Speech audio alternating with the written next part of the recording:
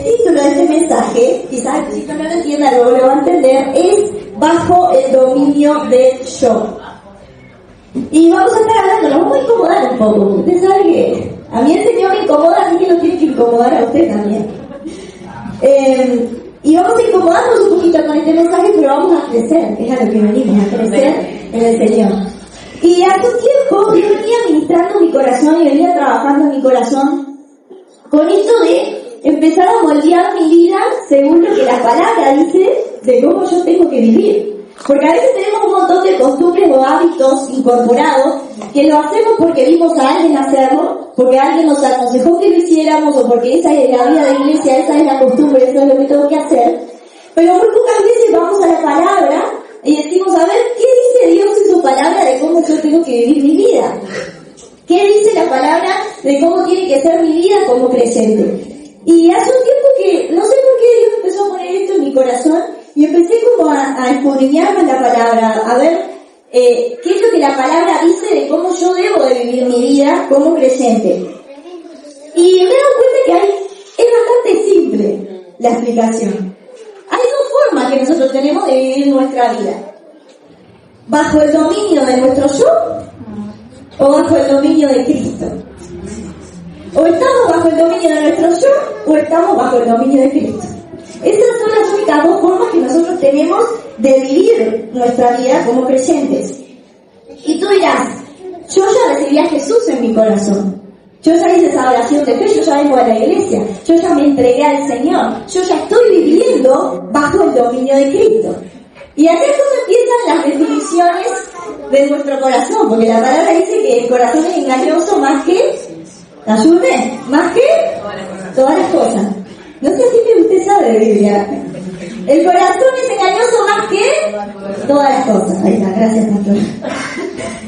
¿Y qué pasa? Que en nuestro corazón se empieza a hacer definiciones. Y nosotros decimos, si yo vine, si yo hice la oración de fe, si yo acepté a Jesús en mi corazón, si yo me congrego todos los sábados, todos los domingos, si yo le sirvo al Señor, yo estoy viviendo bajo el dominio de Cristo. Y estoy seguro de que estoy viviendo bajo el dominio de Cristo. Pero hay un problema con esta definición. Y es que la Biblia no dice que por más que nosotros vengamos a la iglesia y sirvamos y adoremos y hayamos hecho quizás una oración o tengamos una vida de oración, nosotros vivimos bajo el dominio de Cristo. Cuando vamos a la Biblia y nos hacemos esta pregunta, ¿yo estoy viviendo bajo el dominio de Cristo? La Biblia nombra una cosa que nosotros necesitamos hacer para vivir bajo el dominio de Cristo, y es obedecer. Cuando usted obedece a Cristo, usted vive bajo el dominio de Cristo. Cuando usted obedece a su yo, usted vive bajo el dominio de su yo. Y donde nosotros ponemos nuestra obediencia, ahí nosotros ponemos nuestra vida. Donde nosotros ponemos nuestra obediencia, ahí nosotros ponemos nuestro descanso. Donde nosotros ponemos nuestra obediencia, ahí ponemos nuestra confianza. Donde nosotros ponemos nuestra obediencia, ahí ponemos nuestro gozo, ahí ponemos nuestra esperanza. Y voy a ir más allá todavía.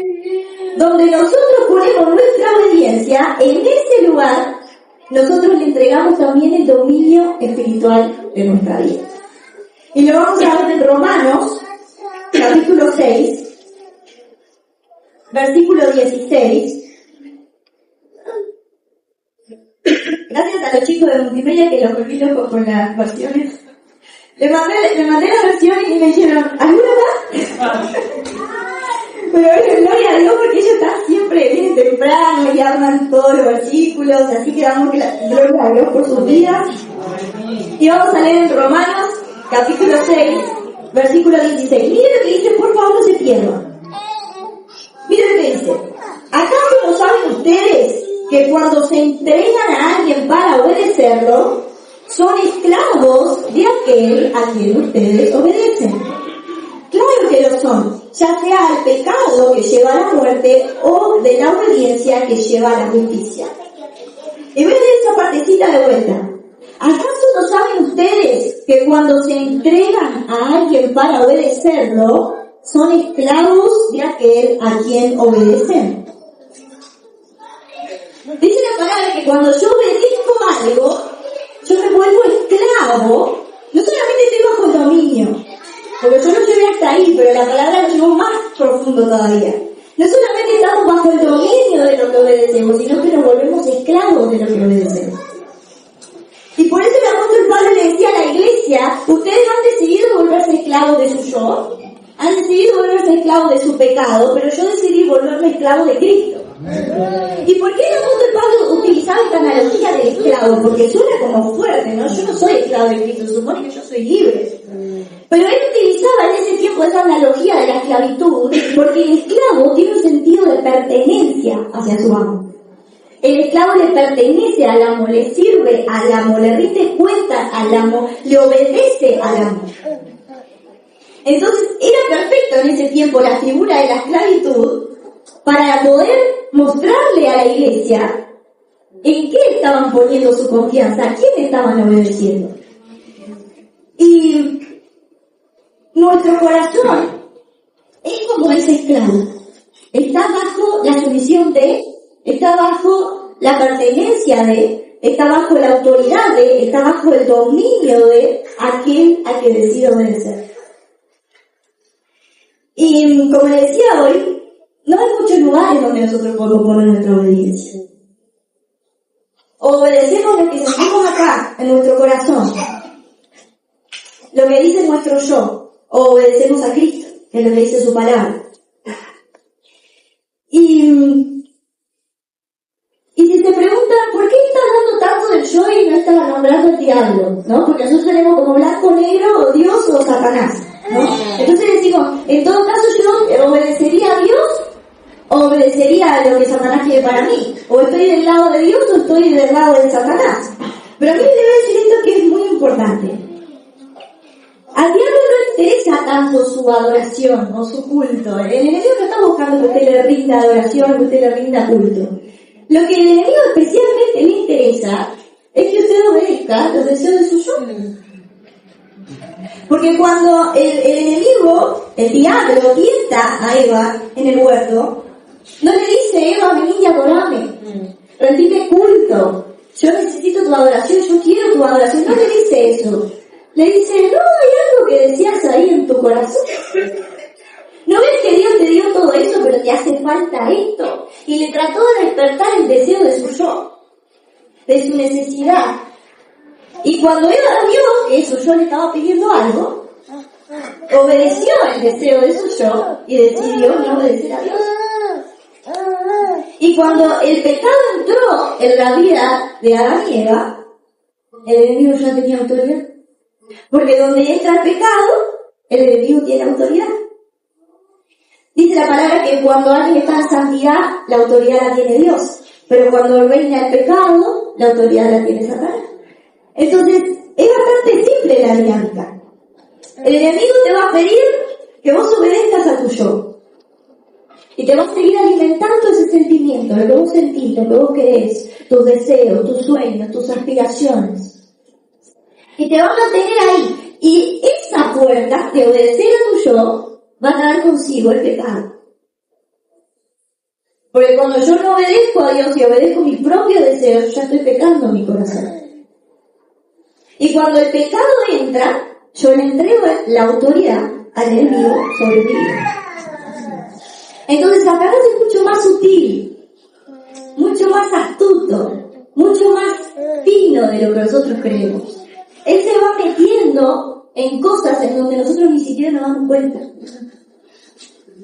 Pero Él nos tiene bajo el dominio de nuestro yo y desde ahí mantiene su autoridad sobre nosotros. Y miren qué pasa. Que el mundo está minado de estas ideologías. No, vos tenés que hacer lo que dice tu corazón. Si vos tenés un sueño, vos tenés que seguir ese sueño, dejar todo por ese sueño. Sacrificar todo por ese sueño, porque vos tenés que cumplir tu sueño, tenés que cumplir tu meta, no importa el costo. Si vos no sentís estar ahí, no estés.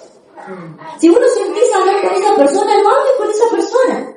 Si esa persona te da como una mala vibra, no hables con esa persona. Si ese lugar te da como una mala energía, no entres en ese lugar.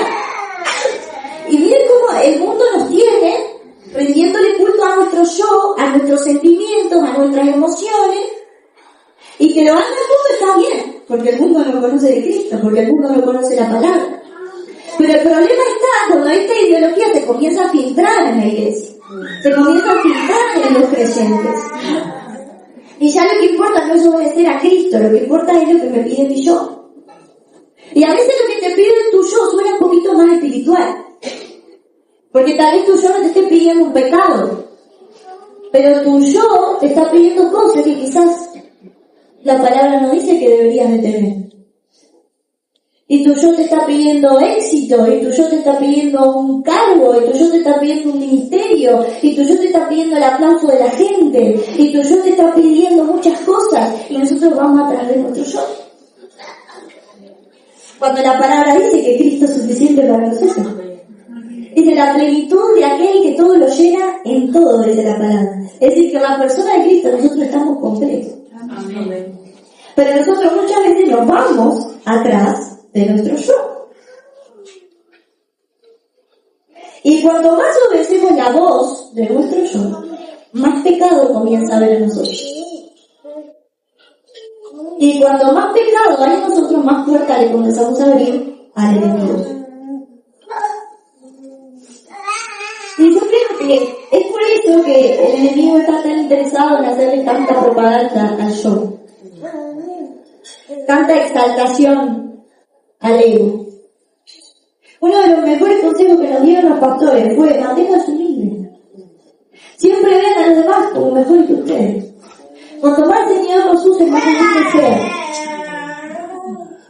Porque hay un peligro muy grande en nosotros entregar un poder a nuestro ego y a nuestro yo. Y tú dirás: es que yo no siento que mi vida gire en torno al yo no siento que yo esté bajo el dominio de mi yo. Porque a veces estamos rodeados de prácticas espirituales y decimos: pero si yo oro, si yo me congrego, si yo adoro, si toda mi vida tiene que ver con Dios, si toda mi vida tiene que ver con Cristo, y yo iría más profundo a la intención del corazón. Y esto lo hablamos en la última reunión de jóvenes, que alguien nos dio un taller hermoso de cómo escudriñar la Biblia. Y hablábamos en ese momento y decíamos: ¿con qué intención nosotros leemos la palabra? Porque a veces vamos a la Biblia y decimos: bueno, a ver qué promesa me va a dar el Señor hoy. Y ahí vamos: y yo te escogí, y yo te llamé de los confines de la tierra, y tú eres mi amado, y tú eres... Pero cuando vamos a Proverbios, ¿no lo queremos leer? Y yo le decía a Ariel, y Ariel nos lo explicaba, yo le decía a Ariel: pero yo leo Proverbios, y yo siento que todo lo que viene haciendo está mal. Porque ahí Proverbios empieza, ¿no?, a decirnos: y esto, necesitas sabiduría, necesitas conocimiento, y necesitas más entendimiento de Dios, y refrena tu boca esto, y tus ojos no miren aquello. Y uno empieza como a ser filtrado por la palabra de Dios, transformado por la palabra de Dios, y nosotros eso no lo queremos leer. Entonces nos vamos a los salmos, que es lo que nuestro yo resiste. Nos vamos a ir a Isaías, a ver las promesas que Dios le hizo al pueblo de Israel, y ahí vamos tomando todo para nosotros, ¿no? Ahí Isaías 41, y te levantaré, y serás como trillo, y derribarás montes, y todo eso nos encanta, y vamos y tomamos eso. Pero ¿cuántas veces leemos la Biblia y decimos: Señor, transforma mi corazón a través de la palabra? Mostrame mi pecado a través de la palabra. Mostrame qué es lo que estoy haciendo mal para que yo pueda ser más como tú. Llévame ahí a Gálatas 5, a los frutos del Espíritu. A ver cómo están esos frutos en mí, a ver si estoy desarrollando tu carácter. Cómo estoy en amor, cómo estoy en paciencia, cómo estoy en dominio propio, cómo estoy en templanza, cómo estoy en misericordia. Pero no queremos eso porque vamos acomodando la lectura de la Biblia a lo que nuestro yo puede aguantar. Y ahí tenemos un hábito espiritual distorsionado por nuestro propio yo. Y sin darnos cuenta, estamos leyendo la Biblia bajo el dominio de nuestro yo. También, amén. Vamos a la oración. Cuando vamos a orar, ¿cómo son nuestras oraciones? Yo esto lo he hablado muchísimas veces, porque cada vez que predico hablo de esto. Cuando vamos a orar, ¿de qué se tratan nuestras oraciones? Señor, quiero conocerte más. Quiero que tú me reveles tu carácter. Quiero conocer más de ti. Quiero ir más profundo en ti. Quiero que me des sabiduría. Quiero que que me des revelación, o las oraciones son, Señor, todavía no me cumpliste mi petición. Señor, ¿hace cuánto estoy orando por esto y vos todavía no hiciste nada? Y ahí empezamos, ¿no? Con la lista de peticiones. Y te pido esto, y te pido aquello, y te pido lo otro, y te pido que hagas esto y que hagas aquello. Y ahí empezamos a pedir también ya de paso por todas las promesas que nos dio y todavía no nos cumplió. Y mirá la profecía que me dieron en tal año y todavía vos no lo hiciste. ¿Veo nuestro yo? Y ahí de vuelta. Transgiversamos la oración, la moldeamos al deseo de nuestro propio yo. Y en lugar de salir transformados de la oración con claridad espiritual, sabiendo lo que Dios quiere para nosotros, salimos de la oración con más ansiedad. Porque el Señor no me respondió, porque el Señor no me dijo, porque el Señor... Vamos a la adoración. ¿Cuántas veces adoramos? Tratando de sentir algo. Porque nosotros creemos que adorar es sentir, que adorar es una emoción. Y eso también, recuerdo que en una juntada hablamos con algunos de los músicos. Decían, no siempre que uno levanta las manos, o que está adorando, lo está sintiendo. Porque si uno adorara cada vez que siente, probablemente la mayoría del tiempo no adoraríamos. Porque no siempre nuestro sentimiento nos acompaña. A veces nuestro sentimiento nos dice, yo tengo una gana de estar en mi casa, de estar acostado, o de estar en la rambla, viendo la tarde así hoy. Tomando unos mates, tranquilo, al solcito. Eso le dice sus sentimientos, sus emociones. Su emoción a veces no lo va a acompañar en la adoración. Y entonces usted viene al culto y usted está así. Porque hoy la emoción no lo acompañó. La emoción se quedó en su casa, en el sillón. Pero cuando la emoción no te acompaña, igual en el espíritu, vos tenés que darle tu mejor adoración al Señor. Pero miren cómo nosotros utilizamos, a veces utilizamos la adoración, ¿cómo decirlo? Como un limpiador emocional.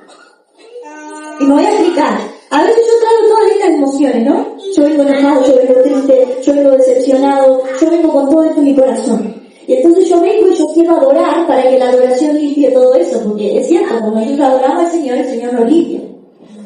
Pero la función de la adoración es exaltar el nombre del Señor. En el cielo se adora, y como dice la palabra, los ángeles dicen santo, santo, santo, Dios Todopoderoso. Y cuando los ángeles adoran, no están queriendo que algo en su corazón se limpie o se vaya, simplemente están exaltando el nombre del Señor. Y nosotros muchas veces utilizamos la adoración para que el Señor nos limpie emocionalmente. Utilizamos la adoración para que ese dolor se vaya de nuestro corazón. Utilizamos la adoración para sentir cosas y salimos bien emocionados, pero nunca exaltamos el nombre del Señor. Por eso hay determinadas adoraciones que tienen un poder muy fuerte, que son ese tipo de adoraciones que exaltan el nombre del Señor. Cuando usted canta Yeshua, cuando usted canta el digno de adorar, cuando usted canta cuán grande su nombre es, cuando usted canta ciertas adoraciones, como que su yo está como un poco incómodo, porque esta adoración como que no me está limpiando mucho mis emociones, está exaltando el nombre del Señor. Pero se genera algo distinto, y la presencia de Dios se comienza a mover de una manera distinta, porque la adoración fue hecha para eso, para exaltar el nombre del Señor.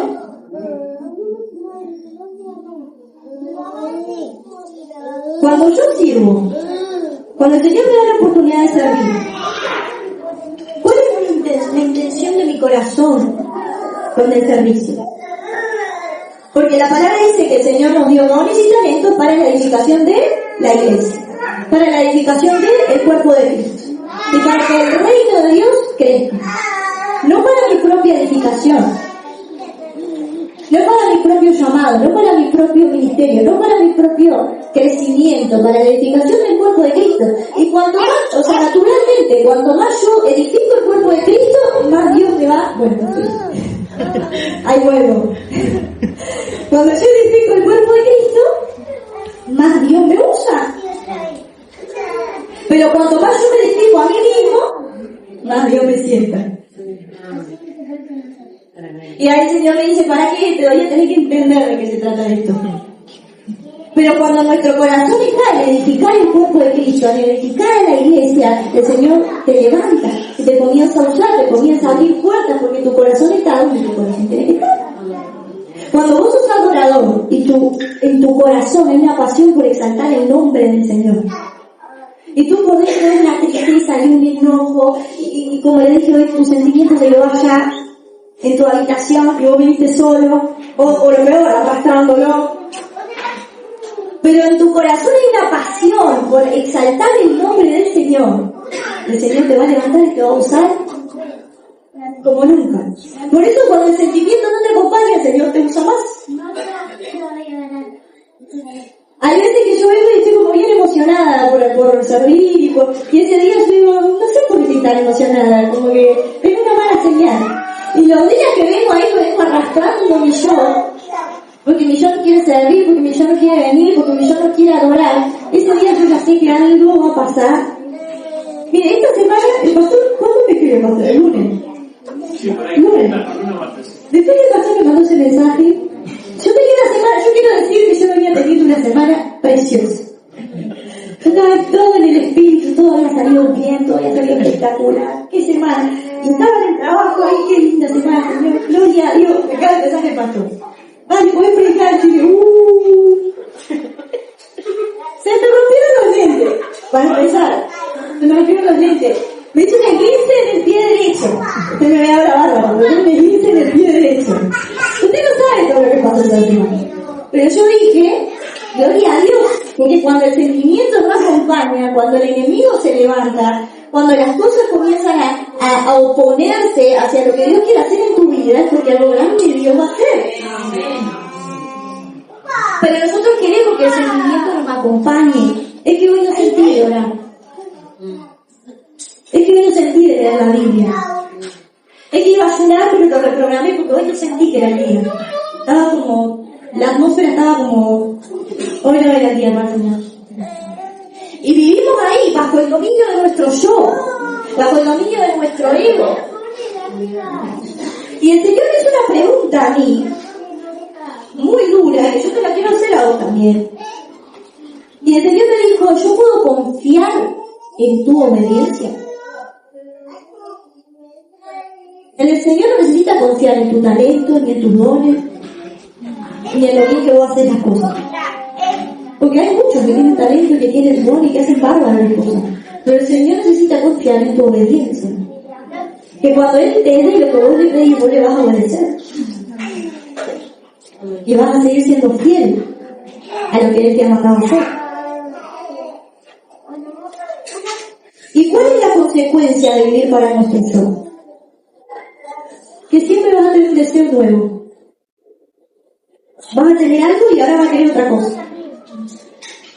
Que vas a tener eso y vas a querer otra cosa. Antes quería que, por favor, que me pongan a salir en protocolo. Que me llamen para dar la palabra de inicio. Es mi sueño de vida que me llamen a dar la palabra de inicio. Que me pongan a predicar los miércoles, que sea. Y ahí estamos, el Señor, por favor. Y ahí el Señor nos pone. Y después el Señor nos pone y decimos, ay no, otra vez la palabra de inicio. Otra vez la palabra ofrenda. Otra vez la puerta. Ay, Padre, el Señor está hablando. Y a veces pasa también. Ay, Señor, me encantaría ayudar a los pobres, me encantaría que quiero ver los jóvenes encendidos, y quiero ver. Y ahí estamos todos los sábados quedándome después de la reunión. Y mi sentimiento está allá en mi cama, esperándome, calentito así. Y nosotros estamos acá con los chiquilines, miramos de nosotros, y les prendan algo por lo menos, una música. Que es una milla extra. Quedarse los jóvenes es una milla extra, venir al ensayo es una milla extra, venir a las reuniones de oración, servir en el protocolo, todo es una milla extra, pero nosotros estamos dispuestos a obedecer al Señor, o no estamos dispuestos a obedecer al Señor. O estamos bajo el dominio de nuestro yo, o estamos bajo el dominio de Cristo.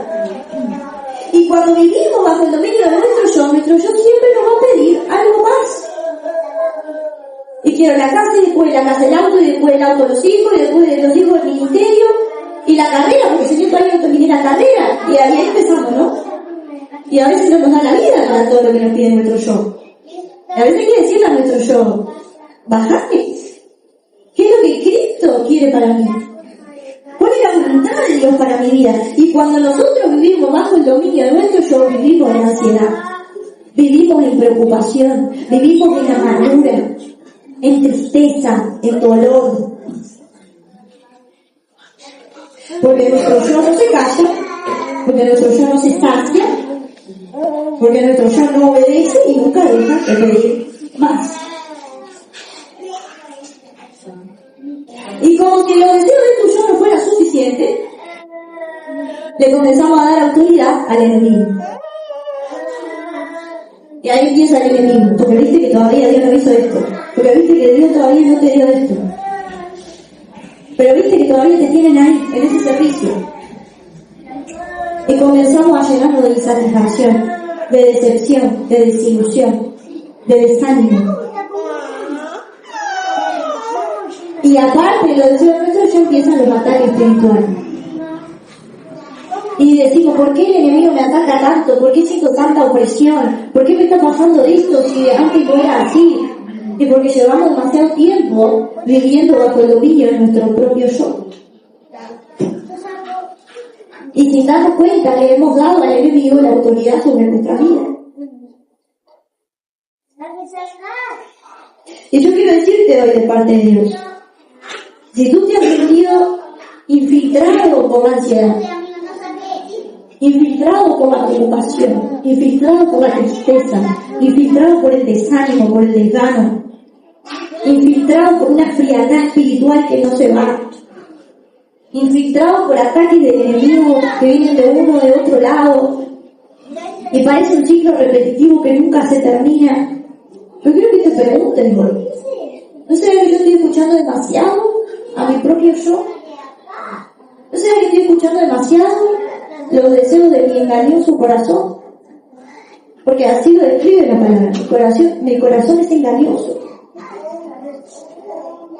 corruptible y corruptor. Es decir, no solo está corrupto, sino que tiene la capacidad de corromper a otros. Ese es nuestro corazón, el que el mundo nos dice que escuchemos, el que nosotros muchas veces vivimos escuchando. Y hoy Dios nos hace esta pregunta: ¿bajo qué dominio vos estás? ¿Estás bajo el dominio de tu yo o estás bajo el dominio de Cristo? Y vamos a ver un ejemplo bíblico, uno solo, aunque hay muchos. Y es el ejemplo de Saúl. Pobre Saúl, siempre lo agarramos de ejemplo de todo lo que vemos. Por eso que hagan cosas buenas, así cuando lo tengan que agarrar de ejemplo, lo agarran de ejemplo para cosas buenas. Pero miren que Saúl hizo tantas cosas, pero una de ellas, la Biblia dice que él había sido ungido porque la historia no empezó mal, o sea, no, empezó bien. Era el primer rey de Israel, el Señor lo había escogido como respuesta para el pueblo, lo había ungido con aceite, estaba respaldado por Dios, tenía una autoridad de Dios que era el profeta Samuel, que lo ungió, que le dio palabra de parte de Dios, que le dio respaldo, que le dio recursos y que le dio la corona y lo sentó en el trono. Es decir, más respaldo, cumplimiento de promesa, autoridad y voz de Dios de la que tenía Saúl, no había en ese tiempo. Y ahí Dios lo levantó y lo puso en ese lugar. Y Saúl al principio escuchaba la voz de Dios, obedecía la voz de Dios. Pero con el tiempo su corazón le empezó a pedir cosas. Su corazón le empezó a exigir cosas. Y él comenzó a dejar de escuchar la voz de Dios y comenzó a escuchar la voz de su propio yo. Y hay un episodio en el que Saúl tiene que librar la batalla y están todos los soldados y están a punto de librar la batalla y Samuel le da la orden a Saúl y le dice: nosotros vamos a venir y vamos a presentar un sacrificio, una ofrenda, un holocausto, como dice la Biblia. Le vamos a presentar esta ofrenda a Dios antes de la batalla. Después que nosotros presentemos la ofrenda, ustedes van a ir a la batalla. Era sencillo. Él tenía que esperar a que Samuel llegara, rendía la ofrenda y después se libraba la batalla. Pero ¿qué pasa? El pueblo se empezó a desesperar. Y mira que los enemigos ya están ahí, y los enemigos ya están a la puerta, y el profeta todavía no llega. nos vamos a quedar acá esperando por el profeta? Nosotros podemos ir a Dios también. Y Saúl empezó a escuchar la voz de su propio yo que le decía: mirá, estás perdiendo la confianza del pueblo, mirá, el pueblo ya no confía en vos, mirá, los soldados, se están yendo los soldados, todos se están riendo de la cara, y vos acá esperando un profeta, si vos sos el rey. Mira como nuestro yo especialista narramos así: si vos tenés don, si vos tenés talento, ¿qué tanto de obedecer? ¿Qué tanto de pedir consejo? ¿Qué tanto de rendir cuentas? Si el Señor te llamó, para eso el Señor te dio el don, para eso el Señor te dio la corona. Y entonces empezó a escuchar la voz de su propio yo y de su deseo y de su exigencia.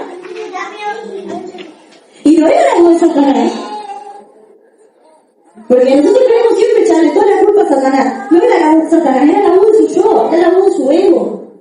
De su yo le pedía: necesito seguridad, necesito reconocimiento, necesito el aplauso de la gente, necesito que la gente lo vea, necesito que la gente lo valore, necesito recuperar esa confianza. Y su yo le comenzó a pedir todas esas cosas. Y le pasó lo que te pasa a ti, lo que me pasa a mí, cada vez que nosotros comenzamos a escuchar la voz de nuestro yo. Nos llenamos de ansiedad, nos llenamos de preocupación, nos llenamos de estrés.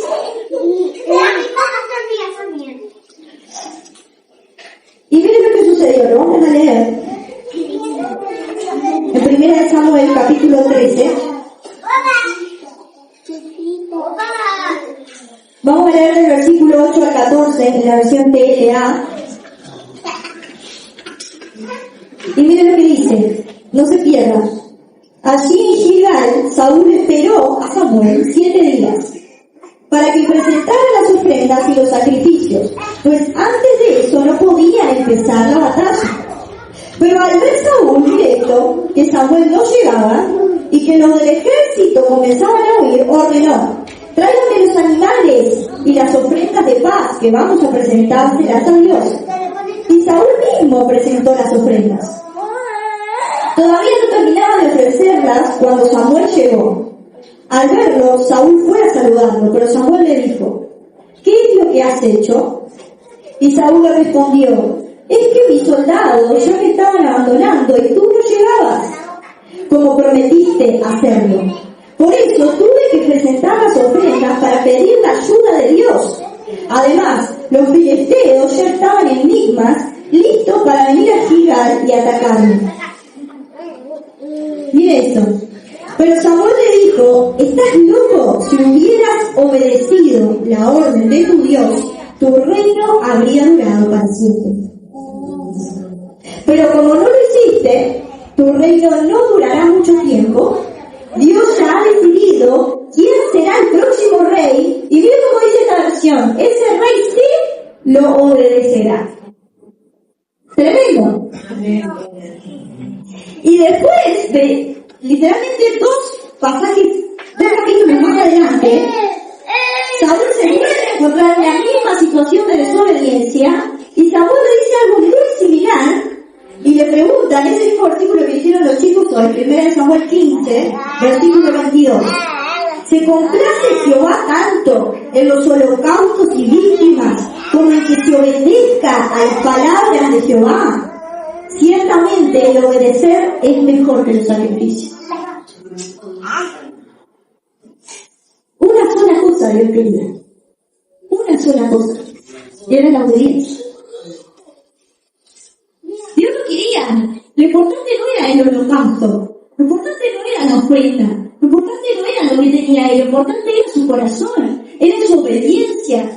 Si él era capaz de esperar a lo que Dios le había prometido, si él era capaz de esperar a que el profeta llegara, aunque la gente se comenzara a ir.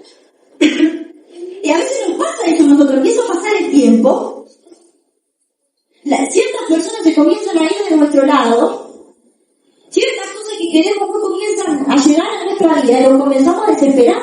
17 días te esperé. Y los soldados se van y los filisteos llegan y vos me pedís que espere. Así tenemos a veces con el Señor.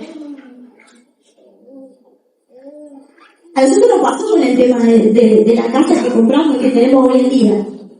Tuvimos 5 meses de espera Y nosotros estamos un poco como Saúl. Y decíamos, Señor, pero me llaman de acá y me dicen esto, y pasa lo otro. Y todo me parecía como que se tenía que dar ya, pero eso no se daba. Y la palabra del Señor era, no te muevas. No te muevas, no te muevas, no te muevas. Y había un montón de opciones para moverse, y había un montón de opciones para desobedecer, había un montón de opciones para salir corriendo. Pero Dios te provoca en la obediencia. Y cuando Dios te dice quedate en tu posición, aunque es incómodo, aunque te duela, aunque te cueste, quedate en esa posición porque Dios va a premiar tu obediencia. La unción responde a la obediencia.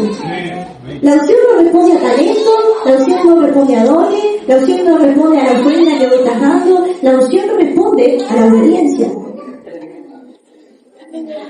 Y era lo único que Dios le pedía a Saúl, obedecer. Porque a veces la instrucción de Dios es clara. Porque cuando no tenemos la instrucción decimos, bueno, yo no sé que el Señor me habló. Veo como que tenemos campo libre como para improvisar. Según nosotros. Pero es que la instrucción del Señor es bien clara. Y nosotros nos comenzamos a desesperar. Y comenzamos a escuchar la voz de nuestro propio yo. Y comenzamos a desobedecer los tiempos de Dios y a querer tomar atajos que Dios no nos mandó a tomar.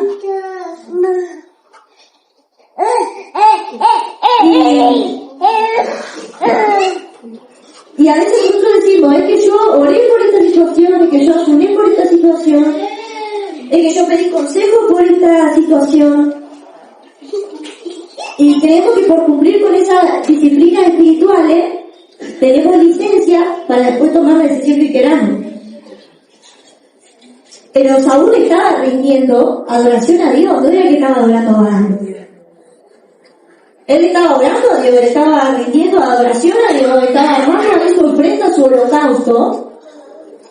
Como nosotros a veces oramos y ayunamos y pedimos consejo y hacemos un montón de cosas, pero eso no cambia el hecho de que tenemos que seguir obedeciendo. Y muchas veces nosotros decimos, es que yo no encuentro paz,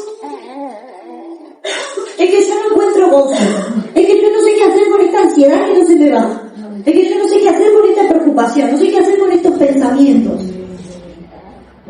Y si yo ayuno, y si yo oro, y si yo me congrego, si yo sirvo, ¿por qué sigo luchando con todo esto? Y yo quiero preguntarte, ¿dónde tú pusiste tu obediencia?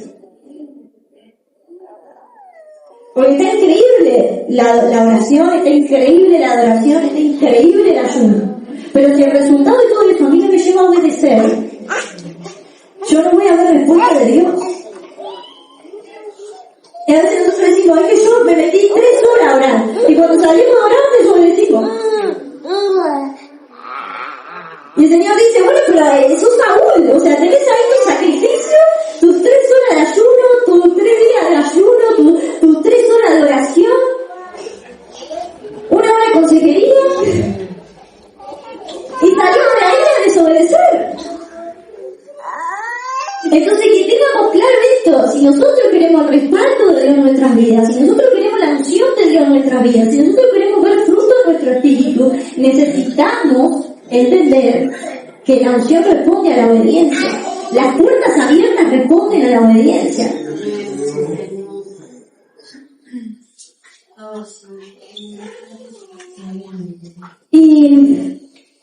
Y Saúl estaba ungido, y Saúl tenía respaldo. Y aún así, después de obedecer a su yo, Satanás lo comenzó a atormentar. Fue después de esos 3 o 4 episodios en los que Saúl le obedeció la voz de su yo, que la Biblia dice que los demonios lo atormentaban.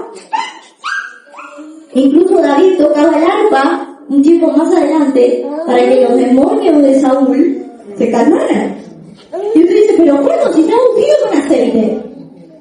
Pero ¿cuándo si le levantaron como rey? Si tenía el respaldo de Dios.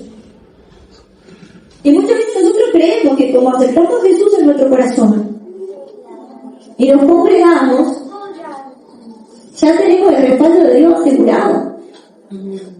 Pero Saúl había sido ungido.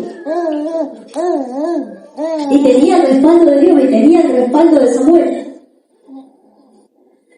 Pero por obedecer la voz de su yo, Satanás lo comenzó a atormentar. ¿Y qué desobediencia ha abierto en tu vida la puerta para que Satanás te atormente? ¿Qué desobediencia que vos sabés que Dios te ha pedido hacer algo y vos no lo hiciste? Porque no solamente la desobediencia es comisión de algo, que yo hice algo que estaba mal, sino la omisión de lo que Dios te ha pedido que hicieras. El omitir tomar decisiones, el omitir dar pasos, el omitir tener charlas, el omitir perdonar gente, el omitir el hacer lo que Dios te ha mandado a hacer, también es desobediencia y también abre puertas para que el enemigo atormente.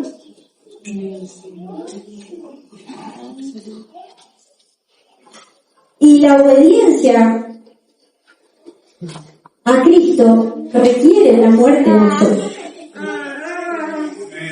Para yo poder obedecer a Cristo, yo necesito morir a los deseos de mi yo.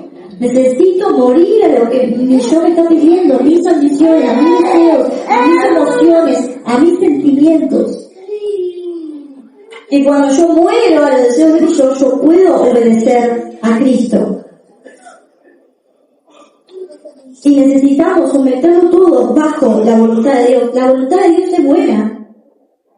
Porque no es que Dios me está pidiendo obedecer y no importa, porque todo te salga mal. Dice la palabra de Dios que la voluntad de Dios es buena, es agradable y es perfecta.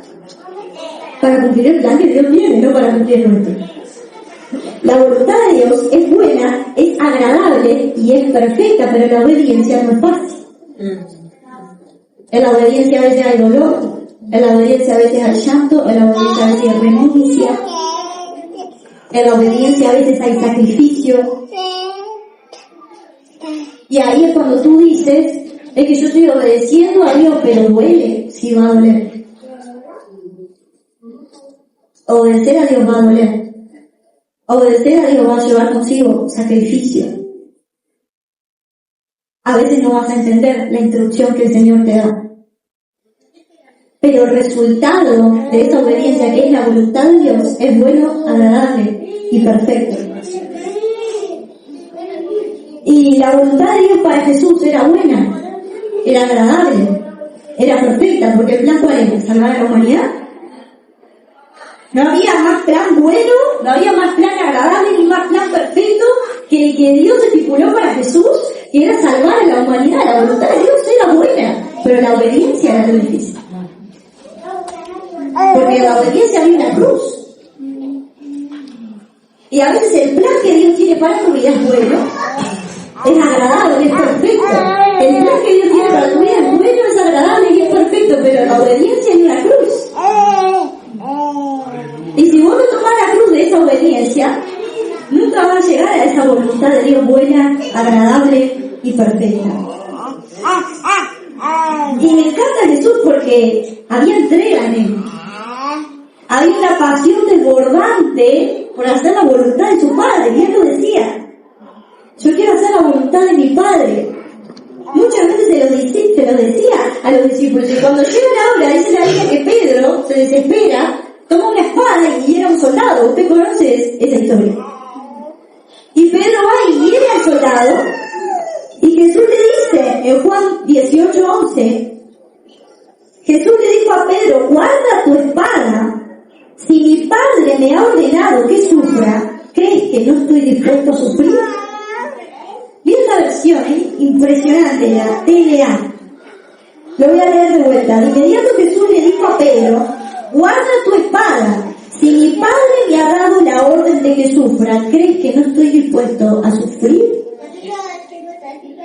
La entrega de Jesús por hacer la voluntad de Dios era extrema. Extrema, él tenía, mire, casi una obsesión. Era, yo quiero hacer la voluntad de mi Padre. A mí no me importa lo que mi Padre me pida. Si él me mandó acá, me hizo nacer en ese pesebre. Y me hizo soportar todo lo que tuve que soportar hasta ahora para poder cumplir su voluntad. Yo lo que quiero es cumplir la voluntad de mi Padre. Y la voluntad del Padre era dura. La voluntad del Padre era difícil. En palabras de él, la voluntad del Padre era amarga. Pero cuando Jesús supo en el Getsemaní que la voluntad del Padre era la cruz, que la voluntad del Padre era esa copa amarga. A cualquiera que se levantaba para impedir que él fuera a la cruz, que era la voluntad de su Padre, él lo reprendía. A Pedro le dijo, quítate de mí, Satanás. Y lo vemos re fuerte porque era un discípulo muy cercano a él. ¿Y por qué le dijo Satanás? Porque todo el que impidiera que él cumpliera la voluntad de su Padre y que él obedeciera la voz de su Padre era el enemigo para él. Usted ve ese nivel de entrega, de obediencia hasta el final. Y cuando Pedro sigue con esa actitud de querer impedir que Jesús vaya a la cruz, Jesús le dice, guarda tu espada, porque si mi Padre me pide que sufra, yo estoy dispuesto a sufrir. Y si la obediencia que el Señor te está pidiendo lleva consigo dolor, quiero decirte que no sos el único. Porque la obediencia para Jesús también significó dolor. Pero él nunca puso su obediencia en su yo. Si hay alguien experto en callar las voces del yo, fue Jesús. Cuando los discípulos le decían, Señor, que esto no te acontezca, que esto no te acontezca, no permitas que te lleven a la cruz, no permitas que te martiricen, no permitas que te dañen, no permitas que hagan esto contigo. Y el yo de Jesús le hizo preguntarle a Dios si eso era lo que él debía de hacer. Incluso le pidió a Dios, Padre, pásale esta copa. Porque su yo estaba ahí, su yo estaba hablando. Nosotros tenemos un instinto de supervivencia. Su cerebro le estaba pidiendo, no termines con tu vida. Su yo le estaba hablando, pero él decidió obedecer a Cristo porque él estaba bajo el dominio de Cristo, no bajo el dominio de Dios, no bajo el dominio de su yo. Y yo quiero preguntarte hoy, y le pido a los chicos que pasen, ¿dónde está puesta tu obediencia? Y quiero preguntarte esto, ¿qué cosas te ha pedido Dios que tú hagas? Que tú las has propuesto porque tu yo no está muy de acuerdo con eso.